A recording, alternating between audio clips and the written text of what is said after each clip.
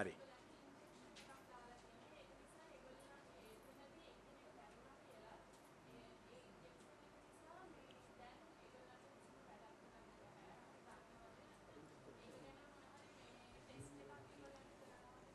එහෙම වාර්තාවක් නැහැ. එහෙම එකක් ඒගොල්ලෝ කියනවා නම් අපිට ඒගොල්ලන්ව ටෙස්ට් කරත හැකියි අතලම.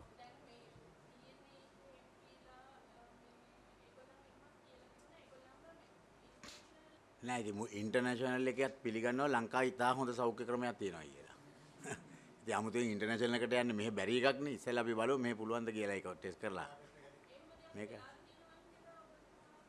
නෑ අපිට නම් දාන්නේ නෑ. දැන් ඔය දැන්නේ කියන්නේ ඒගොල්ලොත්. දැන් ඒගොල්ලෝ හුඟක් කල්නේ එළියට ඇවිල්ලා අදනේ කියන්නේ ඉතින් අපි පෑදිලිව මම පරීක්ෂා කරලා බලන්නම් ඒ කට්ටියව කැඳවලා. හමුදා කඳවුරුද ඇඟ පණ නැති වෙන ඉන්ජෙක්ෂන් ගැහුවලු. LTT සමාජිකයින්. සර්වාමික ආගමික රටක් ශ්‍රී ලංකාව කියන්නේ බෞද්ධ පරිසරයක් තියෙන්නේ ප්‍රධාන වශයෙන්. හමුදාව සතෙකුටවත් වස දෙන්නේ නැහැ. සතෙකුටවත් ඒ වගේ දෙයක් කරන්නේ නැහැ. සම්පූර්ණයෙන් ප්‍රතික්ෂේප කරනවා ඒක. ඒ විතරක් නෙවෙයි ඔබතුමිය කියවුවා නම් තමිල්නිකේ පොත. ඒ පොතේ අඩු ගානේ එහෙනම් එයා ඉංගියක්වත් පළ කරනවනේ මේ වගේ එකක් ගැන.